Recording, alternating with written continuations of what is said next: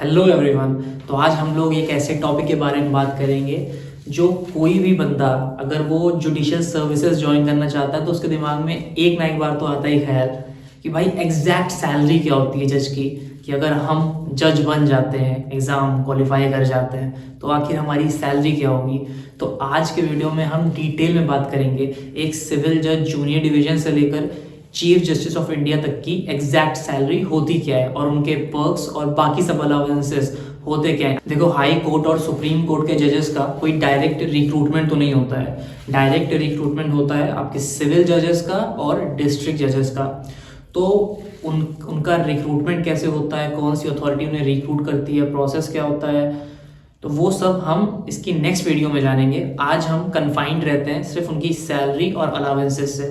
तो मैं आपको एक एक लेवल बताता जाऊंगा कि जज का कौन से लेवल होता है और कौन से लेवल पे उन्हें क्या बेसिक सैलरी मिलती है और उनके अलाउंसेस क्या होते हैं। तो स्टार्ट करते हैं। पहला लेवल होता है जब भी आप कोई कॉम्पिटिटिव एग्जाम देते हो, जो आपने सुना होगा PCSJ के बारे में, जो स्टेट गवर्नमेंट या हाई कोर्ट लेती है स्टेट की। तो उसमें जो सिलेक्शन होता है उसकी पहली पोस्ट का नाम होता है सिविल जज जूनियर डिवीजन। उसमें बेसिक पे जो आपका है वो है एंट्री लेवल 77,840 रुपीज़। ठीक है, ये पहले था जब फर्स्ट जुडिशियल पे कमीशन एक्टिव था, इनफोर्स था, तो 27,700 था। तो आप देखो सेकंड नेशनल जुडिशियल पे कमीशन जब आया 2020 में, तब सिविल जज जूनियर डिवीजन एंट्री लेवल की सैलरी हो गई डायरेक्ट बेसिक पे उनका 77,840 रुपीज़। ठीक है, डायरेक्ट 50,000 का इंक्रीमेंट हुआ है। ठीक है, और ऐसे ही इनके अलावेंसेज हैं। मैं आपको सारे जजेस का बेसिक पे बताता हूँ, इसके बाद जो अलावेंसेज रहेंगे वो ऑलमोस्ट कॉमन रहेंगे सारे, बस उसमें थोड़ा बहुत रेट्स का डिफरेंस होगा। अब सिविल जज जूनियर डिवीजन का आपने जान लिया। अब सिविल जज जूनियर डिवीजन स्टेज 1 जब आपका फर्स्ट प्रमोशन होता है तब आपका बेसिक पे इंक्रीज होके हो जाता है 92,960 रुपीज़। फिर आपका सिविल जज जूनियर डिवीजन जब आपका सेकेंड स्टेज में आते हो, सेकेंड प्रमोशन होता है, तब आपका बेसिक पे होता है 1,11,000 रुपये।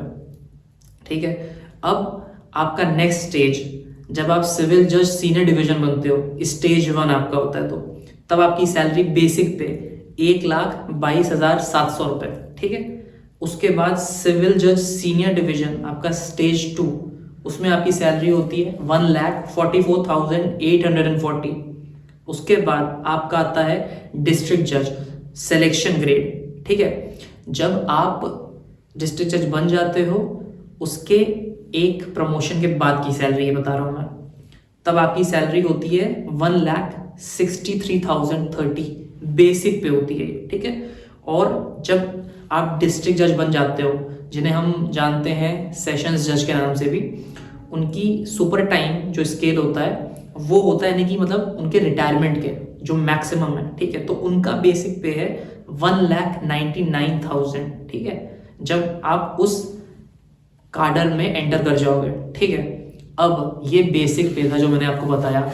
इसके बाद आती हैं इनके DA और HRA की बारी। ठीक है, DA ऑलमोस्ट सारे सिविल जजेस का होता है, approximately state to state vary करता है, बट 45 to 50% होता ही होता है। ठीक है, तो आप लगा लो स्टार्टिंग सैलरी लगा लो सिविल जज जूनियर डिवीजन की 77,800 है। ठीक है, अब उसका 50% अप्रॉक्सीमेटली 38 बन जाता है।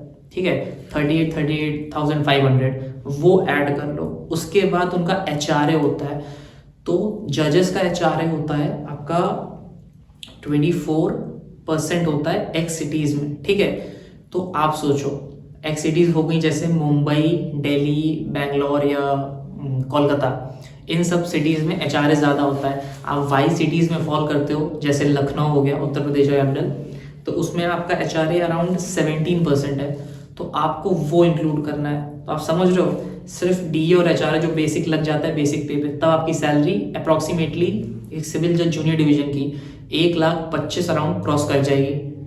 बाकी अलाउंसेस की बात करता है वन बाय वन। तो पहली अलाउंस जो आपको मिलती है वो है चिल्ड्रन एजुकेशन अलाउंस। इसमें अप्रॉक्सीमेटली आपको पर मंथ 9,000 मिलता है। ठीक है, अगर आपका कोई बच्चा है जो पढ़ाई कर रहा है अप टू क्लास 12th, ये पहली हो गई, ठीक है। अब इसके बाद आता है जिसमें इसमें इंक्लूडेड क्या क्या होता है। इसमें पहले आपका एजुकेशन फीस और दूसरी हॉस्टल सब्सिडी, ये दोनों इंक्लूडेड होती है इस अलावेंस में। अब आता है आपका सेकंड अलावेंस जो कि है आपका ट्रांसपोर्ट अलावेंस। अगर आपके पास खुद की प्राइवेट व्हीकल है तो आपको उसके मेंटेनेंस के लिए अप्रॉक्सीमेट 13,500 मिलते हैं पर मंथ। अगर आपने गवर्नमेंट व्हीकल की फैसिलिटी नहीं ली है, जैसे हम पूल कार कहते हैं, पूल कार अरेंजमेंट, ठीक है। अब इसके बाद अगर आपको कोई कार खरीदनी है तो उसके लिए भी आपको एक सॉफ्ट लोन जो आपको इमीडिएटली इशू हो जाता है उसकी फैसिलिटी मिलती है अप टू 10 लाख रुपीज़, वो आपको इमीडिएटली दे दिया जाता है, ठीक है, क्योंकि आप एक जुडिशियल ऑफिसर हो, आपकी एक पोस्ट है, प्रिविलेज है, ठीक है। अब इसके बाद आपकी जो दूसरी अलावेंस है वो है इलेक्ट्रिसिटी एंड वाटर चार्जेस, ठीक है। आपको सिविल जजेस को 6,000 यूनिट्स पर एनम मिलता है, यानी कि एनुअली 6,000 यूनिट्स, समझ रहे हो, बहुत होता है एक घर के लिए। और डिस्ट्रिक्ट जज को 8,000 यूनिट पर एनम। अब इसके बाद नेक्स्ट अलावेंस, अगर आपको कोई हायर एजुकेशन के लिए जाना है, ठीक है, जैसे आप जज बन गए, आपको पोस्ट ग्रेजुएशन करना है या पीएचडी करनी है, तो उसके लिए आपको गवर्नमेंट जो है आपको एडवांस इंक्रीमेंट देती है, अप टू 3 एडवांस इंक्रीमेंट, समझ रहे हो। तो आपको टाइम नहीं लगा, अपना 3 साल लगता है 3 इंक्रीमेंट लेने में, आपको तुरंत मिल सकता है वो एडवांस में, ठीक है, अगर आप एजुकेशन हायर एजुकेशन की तरफ जाना चाहते हो। फिर नेक्स्ट अलावेंस है, अगर आपकी पोस्टिंग हिल एरिया में होती है या कोई टफ एरिया में, जैसे जम्मू एंड कश्मीर में अगर आप उस स्टेट में जाते हो, या कोई नक्सल एरिया है, नक्सलाइट एरिया, तो उन एरियाज में आपको पर मंथ 5,000 रुपीज़ मिलेगी एक्स्ट्रा अलावेंस, ठीक है। इसे कहते हैं हिल एरिया या टफ लोकेशन अलावेंस। इसके बाद आपको डोमेस्टिक हेल्प, कि घर में आपका कोई सर्वेंट है या कुक रखा है आपने, तो या गार्डनर, तो उन सब के लिए सिविल जजेस को 7,500 पर मंथ और डिस्ट्रिक्ट जजेस को 10,000 पर मंथ अलावेंस मिलती है, ठीक है, ये अप टू है। और इसके बाद हाउस रेंट अलावेंस जो आपको मैंने बताया था, ठीक है, वो आपको मिलती है इस परसेंटेज में। अगर आप एक सिटी बिलोंग करते हो, जैसे मेट्रोपॉलिटन मैंने बताया था आपको, मुंबई हो गई, दिल्ली हो गई, उनमें 24%, लखनऊ जैसे सिटीज जो मीडियम लेवल पे आते हैं वो वाई कैटेगरी के होते हैं, उनमें 16%, और अदर देन दैट वो होते हैं जेड कैटेगरी के, उसमें 8%, ठीक है। ये आपको एचआरए मिलेगा, तो वो आपके बेसिक पे पे एप्लीकेबल होगा। और साथ में जो हाउस रेंटल अलावेंस है, इसमें ऐसा प्रोसेस होता है कि एक सिविल जज को 2,000 स्क्वायर फीट का और एक डिस्ट्रिक्ट जज को कम से कम 2,500 स्क्वायर फीट का घर अलॉट होता है गवर्नमेंट की तरफ से। बट अगर गवर्नमेंट अलॉट नहीं करती है, आप खुद ही कोई प्राइवेट प्रेमाइसिस लेते हो रेंट पे, तो इतना आपको एटलीस्ट अलाउड होता है सरकार की तरफ से लेना। और जो हाउस रेंटल अलावेंस आपको मिल रहा है परसेंटेज, अगर वो कम पड़ रहा है इसको लेने में, तो आप प्रिंसिपल डिस्ट्रिक्ट जज से परमिशन लेके वो बढ़वा सकते हो, और आपको इतना तो एटलीस्ट मिलेगा ही कि आपको 2,000 स्क्वायर फीट का घर मिल रहा है, ठीक है, चाहे वो फ्लैट हो या वो आपका लैंड एरिया पे हो। इसके बाद नेक्स्ट अलावेंस आपकी आती है फर्नीचर ग्रांट, ठीक है। आपको हर 5 साल पे 1,25,000 का फर्नीचर ग्रांट मिलता है, जिसमें आप अपना फर्नीचर बदल सकते हो, नए फर्नीचर ले सकते हो। और साथ में हर 3 साल पे नहीं, हर 5 साल पे आपको एक एयर कंडीशनर दिया जाता है, ठीक है। मतलब फैसिलिटीज़ आप देख रहे हो, मतलब किसी भी सर्विसेज में, एटलीस्ट मैं कहूँगा आईएएस में भी, आईएएस में आपको घर तो बहुत बड़ा मिलता है, बट इतनी फैसिलिटीज़ आपको आईएएस में भी प्रोवाइड नहीं होती हैं। मैंने कंपैरिजन किया हुआ है काफ़ी मैच होती हैं, ऑलमोस्ट सिमिलर ही होती हैं, बट इतनी नहीं, इसमें ज़्यादा होती हैं जुडिशियल सर्विसेज में, क्योंकि इसकी जो हायरार्की होती है वो एडमिनिस्ट्रेटिव सर्विसेज से ऊपर होती है। अब नेक्स्ट फैसिलिटी की बात करते हैं, लीव ट्रैवल कंसेशन, ठीक है। आपको आप अपने घर जाना चाहते हो, अगर आप किसी और स्टेट में पोस्टेड हो, तो वो भी आपको 2 साल में 2 बार मिलता है, ठीक है। और उसके लिए भी आपको अलावेंस मिलेगी कि आप घर जा सको, 10 दिन की एटलीस्ट छुट्टी भी आपको मिलेगी, ठीक है, वो भी आप ले सकते हो। और उसके लिए आपको कोई जैसे हम कहते हैं अर्नड लीव या क्या पेड लीव नहीं होती, आपको उसका पे भी किया जाएगा, ठीक है, अगर आप छुट्टी पे रहते हो तब भी। और इसके बाद आपको मेडिकल अलावेंस मिलता है, एक फिक्स्ड मेडिकल अलावेंस है 3000 पर मंथ जो आपको मिलना ही मिलना है, ठीक है। और बाकी अगर आपके कोई बिल्स होते हैं हॉस्पिटल्स के तो वो सब आपको रीइंबर्स हो जाते हैं जब आप बिल्स प्रेजेंट करते हो, ठीक है, जितने भी होते हैं। और अगर इमरजेंसी कोई सिचुएशन होती है, आपका कोई एक्सीडेंट हो जाता है या कोई इमरजेंसी सिचुएशन होती है, तो उसमें आप किसी भी हॉस्पिटल में जाके अपना ट्रीटमेंट करवा सकते हो। और उसके लिए आपको गवर्नमेंट के थ्रू एडवांस इंक्रीमेंट, मतलब एडवांस तुरंत अलॉट हो जाता है 80% तक का, समझ रहे हो आप, कि मतलब आपका ट्रीटमेंट ना रुके और सब कुछ सही से हो जाए। इसके बाद आपको न्यूज़पेपर और मैगजीन अलावेंस भी मिलता है, ठीक है, 700 रुपीज़, लेकिन ये हाफ ईयरली बेसिस पे होता है, तो बहुत है। अगर एक न्यूज़पेपर मैगजीन कितना पैसा लगता ही है, ठीक है, तो ये अलावेंस भी है, सोच रहे हो आप, मतलब इतना डिटेल में। इसके बाद नेक्स्ट अलावेंस, अगर आप कोई एडमिनिस्ट्रेटिव काम करते हो जुडिशरी से हटके, जैसे कभी कभी स्पेशल जुडिशल मैजिस्ट्रेट्स अपॉइंट किए जाते हैं, तो उसमें अगर किसी एक कोई एडमिनिस्ट्रेटिव ऑफिसर का है, सिविल सर्वेंट का फंक्शन आप कर रहे हो, ठीक है, डेस्क वर्क, तो उस पर भी आपको सेशन जज हो गया अगर, तो आपको 7000 पर मंथ एक्स्ट्रा अलावेंस मिलेगा।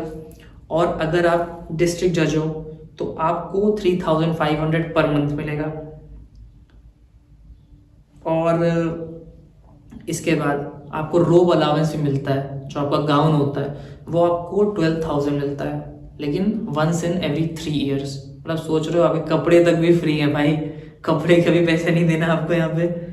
इसके बाद सैंक्चुअरी अलावेंस, ये क्या होता है कि अगर जैसे आपको अपना ऑफिस मेंटेन करना है, आपसे ऑफिसर्स मिलने आ रहे हैं या कोई और मिलने आ रहा है, तो आपको ऑफिस मेंटेन करना होता है, स्टेशनरी हो गई या खाना पीना चाय पानी जो भी है, वो सब अरेंज करने के लिए भी आपको सिविल जज जूनियर डिवीजन को 3800, सीनियर डिवीजन को 5800 और डिस्ट्रिक्ट जजेस को 7800 पर मंथ। मतलब सोच रहे हो ये भी फ्री है, मतलब आपको कुछ लगाना ही नहीं है अपने जेब से।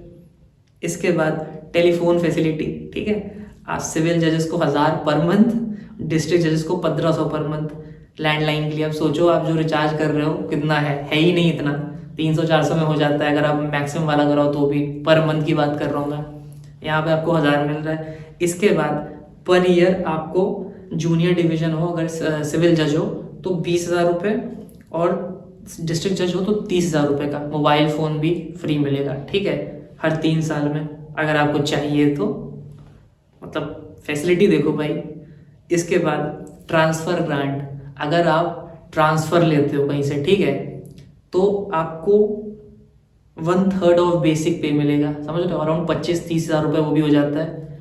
आप ट्रांसफ़र ले तो तुरंत ट्रांसफ़र लोगे नहीं, कभी भी लोगे 3 साल 4 साल बाद अगर होता है आपका, तो आपको इतने पैसे ऐसे ही मिल जा रहे हैं, मतलब ट्रांसफ़र भी फ्री, उसमें भी आपको कोई नहीं लगाना लेबर चार्ज वगैरह, वो सब इसमें इंक्लूडेड होता है, तो आपको उसके पैसे भी नहीं भरने। इसके बाद ये तो सबसे इम्पॉर्टेंट है, हाउस बिल्डिंग एडवांस। इसमें क्या है, ये एक ऐसी फैसिलिटी है कि सपोज करो आपको घर अपना बनाना है, फ्लैट लेना है या प्लॉट खरीदना है, उस पर घर बनवाना है कंस्ट्रक्ट करा के, ठीक है, तो इसमें गवर्नमेंट क्या करती है, आपको up to 1 crore rupees, 1 crore रुपए तक का एडवांस दे देती है, ठीक है। और उसके बाद 20 साल में एज अ लोन आप रीपे करते हो, और वो भी इंटरेस्ट रेट बहुत मिनिमम है, 8.5%। समझ रहे हो, इतना तो बैंक भी नहीं देगा आपको इतने बड़े लोन पे, इतना बड़ा लोन ही नहीं मिलता किसी को, तो इतना बड़ा लोन आपको ईजिली मिल जाएगा हाउस बनाने के लिए, जो सब आजकल सबके लिए इम्पोर्टेंट है, तो इतना तक आपका ख्याल रखा जा रहा है। इसके बाद बात कर लेते हैं सुप्रीम कोर्ट जजेस की। सुप्रीम कोर्ट जजेस की जो बेसिक सैलरी है वो है 2,50,000 बेसिक पे, ठीक है, और चीफ जस्टिस ऑफ इंडिया ये है 2,80,000। इस पे भी HRA, DA और जितने मैंने अलावेंसेस बताए ये सब इंक्रीज्ड, और इससे ज़्यादा ही होंगे, जो डिस्ट्रिक्ट जज के हैं उनसे एक लेवल ऊपर ही होंगे, ठीक है, तो वो सब आप सोच लो कितना होगा। और हाई कोर्ट के चीफ जस्टिस की 2,50,000 और अदर जजेस की 2,25,000। तो आप एक अप्रॉक्सीमेशन मान के चलो कि सिविल जज जूनियर डिवीजन आप पहले दिन जब सेलेक्ट होके जाते हो, ठीक है, एग्जाम पास करके PCSJ का किसी स्टेट का, तो आपकी जो पहली सैलरी है वो इन हैंड तो आपको अराउंड 1,30,1,40 तो आनी है। बाकी जो अलावेंसेज हैं उनको मिला लो अगर, जितने मैंने आपको लिस्ट करा है, तो अप्रॉक्सीमेटली आपकी सैलरी 2,25 या 2,30 क्रॉस कर जाएगी इन हैंड, अगर आप सब कुछ लेते आते हो, जितनी अलावेंस मिल रही हैं आपको सारी चीज़ें इंक्लूड करके। मतलब फैसिलिटीज़ तो भाई अनलिमिटेड है, इतनी सारी हैं। अब देखो भाई, आपको इतनी सारी अलावेंसेस बताइए एक जज की, ठीक है, वो भी एंट्री लेवल की। अब इसमें एक चीज़ और ऐड होती है, वो है आपका इंक्रीमेंट, जो आपको एनुअली 3% का मिलता है, ठीक है, वो आपको हर ईयर इंक्रीमेंट होता जाएगा आपकी सैलरी पे।